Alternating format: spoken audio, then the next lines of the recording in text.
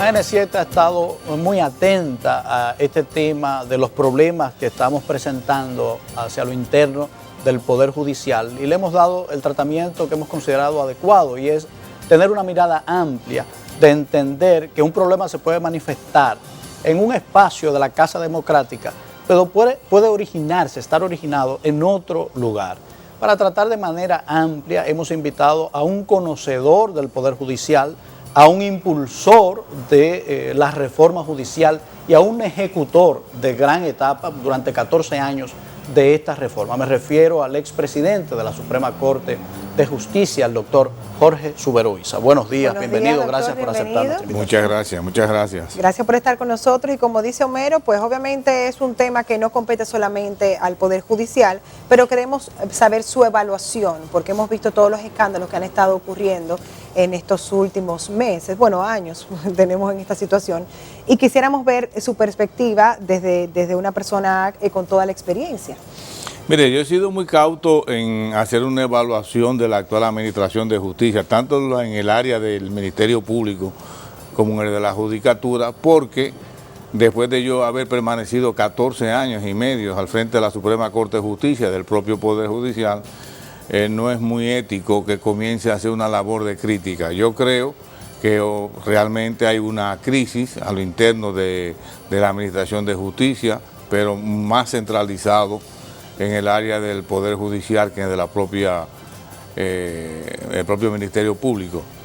Pero yo creo que el asunto es manejable. Yo he venido en las últimas intervenciones, que debo señalar que creo que esta es la última de este año. Se le agradecemos entonces. Sí, gracias. He venido con la idea de que debe resolverse a lo interno del Consejo del Poder Judicial o a lo interno del Poder Judicial en sentido general. ¿Cómo se hace eso? Bueno, el Poder Judicial tiene en la actualidad mecanismos, normas, instrumentos legales que le permiten dirimir esos conflictos y resolver el problema principalmente de un órgano, de un sistema, que es el sistema de integridad institucional y el Código de Comportamiento Ético, que se aplica no solamente a los jueces, sino a todos los servidores judiciales, que establece la línea del ejercicio ético de la función. Es un problema en cierta medida, es un reflejo de lo que ocurre en la sociedad dominicana. No podemos pedir que un Congreso Nacional, que un Poder Judicial, que un propio Poder Ejecutivo, que otras instituciones del Estado funcionen perfectamente cuando ya realmente el Estado dominicano y la sociedad dominicana, más que el propio Estado dominicano, tiene una serie de influencias todas negativas. Yo creo que realmente hay una crisis. No estoy de acuerdo que haya colapsado la Administración de Justicia. Considero que debe resolverse internamente, porque si interviene el elemento político, lo va a contaminar todo, como lo ha contaminado en más de una ocasión. Yo tengo fe, yo tengo esperanza. Yo decía en días pasados que el presidente de la Suprema Corte de Justicia debe llevar al seno del propio Poder Judicial, a las bases, como dirían los políticos del Poder Judicial, la crisis, y que sean ellos que tomen la decisión. A nosotros nos dio muy buenos resultados en 4 conferencias del Poder Judicial Dominicano que celebramos, incluso uno dedicado a las relaciones de la prensa y justicia, justicia y desarrollo, una serie de cosas, donde realmente los jueces, hacer a los jueces compartícipe de la situación, porque lo único que ha cambiado en cierta medida en la Suprema Corte de Justicia al cabo de 4 años, que el 28 de diciembre de este mismo mes se cumple mi abandono de la Suprema Corte de Justicia, ha sido realmente la Suprema Corte de Justicia, porque el propio Consejo del Poder Judicial y los jueces de la Judicatura, la matrícula de jueces exactamente es la misma, con excepción de los que han egresado de la Escuela Nacional de la Judicatura. Y eso es interesante, que usted anote ese punto de que el cambio ha sido un cambio de la cabeza y no del cuerpo. Así es. Yo quiero que hagamos un poco de historia, que tratemos de buscar, si se quiere, en palabras bíblicas, el pecado original para que todo esto haya acontecido.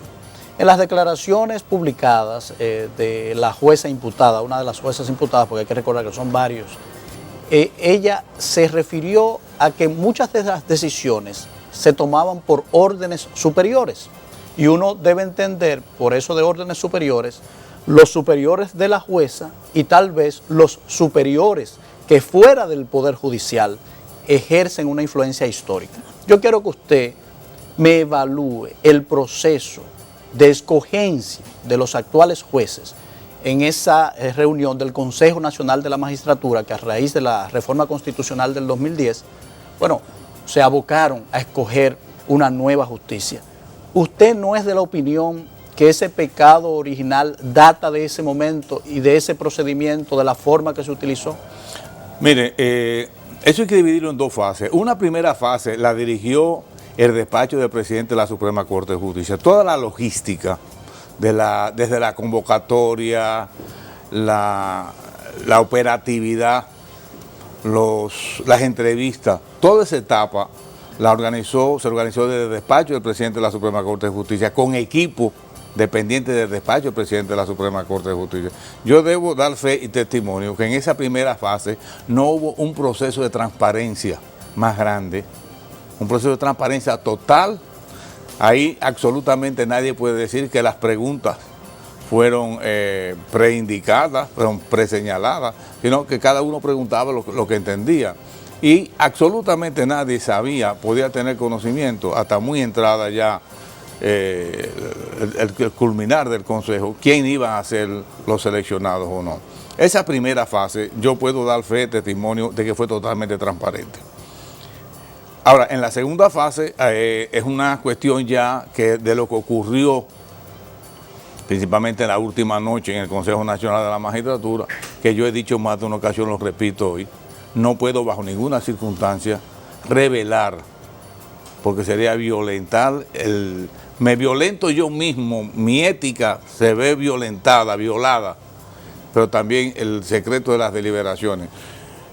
Eso algún día se sabrá, pero cuando se sepa no va a ser de parte mía. ¿Qué ocurrió en la última noche? O se confirmará, porque usted sabe que aquí, o se confirmará. Sí, porque se sabe, lo que pasa es que no puede decirse con certeza porque al final no estuvimos dentro del proceso. Sí, yo creo que es de lamentar, porque yo sé que se grabó, pero esa grabación yo no he podido conseguirlo. Lo que yo le dije al presidente Fernández esa misma noche, cuando se tomó la decisión, esa misma noche se tomó la decisión de que yo no iba a ser presidente de la Suprema. Y lo que yo le dije al presidente, y la crisis que se iba a crear en la República Dominicana, no solamente por esa situación, sino por lo que iba a ocurrir posteriormente. Pero eso, lamentablemente, yo no puedo revelar. Que ese sea la génesis del problema actual, yo creo que debemos tomar en cuenta lo siguiente, porque hay mucha confusión en la población. Ya la Suprema Corte de Justicia no tiene que ver absolutamente nada ni con las labores administrativas, ni financieras, ni gerenciales. Eso pasó desde marzo del año 2011 al Consejo del Poder Judicial, el órgano, el gobierno de los jueces, que fue una propuesta que yo hice, que sobre la marcha se desvirtuó porque yo crearía un Consejo del Poder Judicial para quitarle funciones, las administrativas, a los jueces de la Suprema Corte de Justicia, y que se descargaran a los asuntos jurisdiccionales, que hubiese un órgano al interno del Poder Judicial que hiciera las otras el día a día.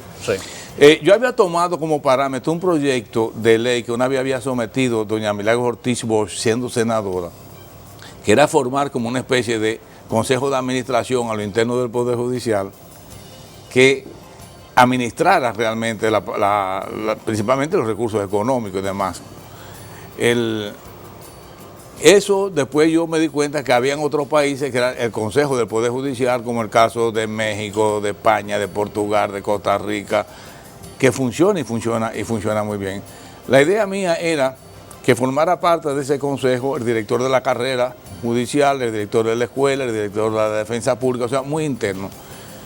Cuando lo cambiaron en el Congreso, que yo vi que había una composición, que es una composición muy democrática la del Consejo, porque lo integran representantes de todos los niveles de la judicatura, pero le tenía mucho temor a la campaña proselitista que se podía desarrollar y los intereses políticos que pudieran asartar a eso.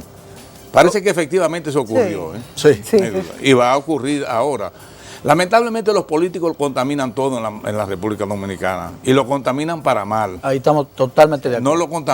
No lo contaminan para mal. Yo creo que la única vez que los políticos se pusieron de acuerdo para hacer una cosa bien hecha fue en el año 1997, cuando empujado por el empresariado dominicano, por las iglesias de nuestro país, por la sociedad civil, decidieron, miren, la administración de justicia no puede seguir así en la República Dominicana. Vamos a cambiar. Claro, entonces en el 97 como claro, pero usted dio tres grupos importantes. Los empresarios que ya no tienen fuerza porque los mismos políticos tienen más dinero que los empresarios. Claro. Tenemos el tema de la sociedad civil, que aunque estamos tratando de despertarla, está en solitario, pero está en solitario. Sí. Y dio esos tres factores que son predeterminantes para que ocurran los cambios, pero que han perdido fuerza porque la clase política está, llena de poder y de riquezas. Así es. Y una parte.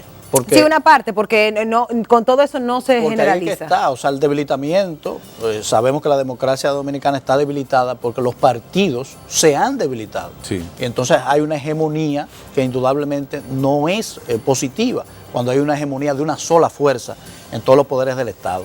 Yo quiero volver a ese momento al Consejo de la Magistratura para recordar un elemento, porque es importante para uno recetar una medicina, saber dónde está la dolencia y el origen de esta dolencia. Usted describió aquel proceso famosísimo de la Sondland como que le había dejado un crespón negro a la justicia. Y me parece que eso es parte de esta historia, porque ese crespón lo puso la influencia de la política en la función judicial. No hay que recordar los detalles del caso porque todo el mundo lo tiene fresco. Volvamos a ese Consejo Nacional de la Magistratura. Ese crespón negro llevó a ese Consejo Nacional de la Magistratura, dominado por una fuerza política particular, a tomar revancha. Y recordamos que jueces que habían sacado altas calificaciones y que habían sido positivamente evaluados en las entrevistas, fueron irradiados de la Suprema Corte de Justicia, y el país pensó que fueron condenados por su postura en aquel caso. Eso es lo primero, la primera mano política, venganza porque osaron decidir contrarios a la orden del poder político de la época. Y una segunda etapa fue la selección de jueces políticos, algunos sin ninguna estatura profesional como para ser elevados a la categoría de juez de la Suprema Corte de Justicia. ¿No cree usted que ahí realmente está el origen del mal y la penetración de la mala política en la justicia? Mire, sectores irresponsables de la República Dominicana, y creo que la última mención, a pesar de que he dicho que no me voy a referir más a eso, pero quizás sea realmente la última. Sectores irresponsables agarraron la sentencia de Sondland y la quisieron relacionar con este proceso de ahora. Sondland fue en el año 2008. Todo el proceso de transformación ocurrió en el año 2011. Muchas veces he oído muchas personas diciendo que el presidente Fernández, que fue una orden del presidente Fernández. El presidente Fernández, recuerden que esa sentencia fue en contra del presidente Fernández. Sondland fue una decisión en contra del presidente Fernández. Porque si no hubiera sido en contra de él, se coge uno de los proyectos que se sometió, fueron 3 bloques de votos disidentes que hubo. Se toma uno de 5, que era declarado inadmisible por carencia de objetos. Sin embargo, el proyecto que obtuvo la mayoría era el que decía que se ordenaba que era obligatorio enviar ese préstamo al Congreso Nacional. Tan molesto quedó el presidente Fernández con nosotros que no asistió el próximo año 7 de enero por primera vez, el Día del Poder Judicial. O sea, fue una decisión en contra del presidente Leonel Fernández. O sea, yo no veo una relación de causa-efecto entre Sondland. Y entonces el crespón, cuando usted se refería que... Porque fue una mala sentencia. Ok. Pero una muy buena decisión política.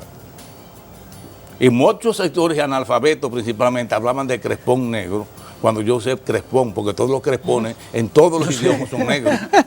Pero este es un país que se leen titulares de los periódicos y se leen los dispositivos de la sentencia.